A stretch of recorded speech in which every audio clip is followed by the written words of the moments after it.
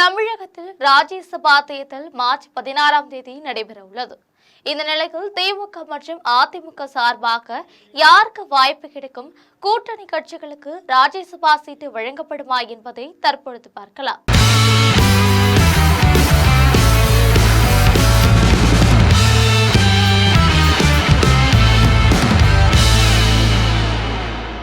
March 16ஆம் தேதி ராஜ்யசபா தேர்தல். தமிழக சட்டமன்ற தேர்தலுக்கு தமிழகம் தயாராகி வருகிறது.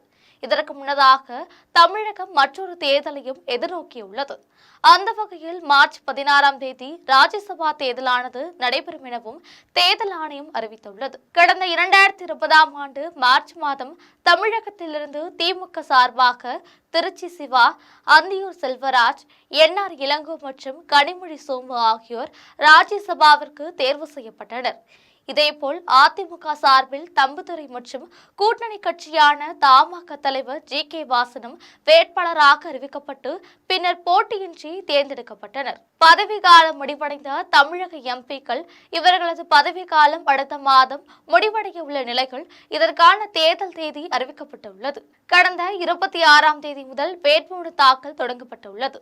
வேட்புமனு தாக்கல் செய்ய கடைசி நாளாக மார்ச் 5ஆம் தேதியும், வேட்புமனு பரிசீலனை மார்ச் 6ஆம் தேதியும், வாக்குப்பதிவு மார்ச் 16ஆம் தேதியும் நடைபெறும் என அறிவிக்கப்பட்டுள்ளது. இந்த நிலையில் தற்பொழுது திமுக சார்பாக 4 பேரும், அதிமுக சார்பாக 2 பேரும் தேர்ந்தெடுக்கப்பட்டுள்ளனர். திமுகவில் யாருக்கு வாய்ப்பு, அந்த வகையில் யார் யாருக்கு போட்டியிட வாய்ப்பு கிடைக்கும் என தகவல் வெளியாகியுள்ளது.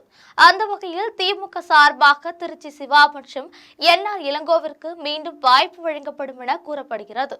தற்பொழுது திமுக கூட்டணியில் புதிதாக இணைந்துள்ள தேமுதிகவிற்கு ஒரு சீட்டு ஒதுக்கப்பட்டுள்ளது.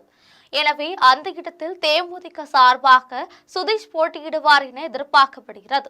மற்றொரு இடத்தில் காங்கிரஸ் அல்லது விடுதலை சிறுத்தை கட்சிக்கு ஒதுக்கப்படும் எனவும் கூறப்படுகிறது. அதிமுகவில் யாருக்கு வாய்ப்பு?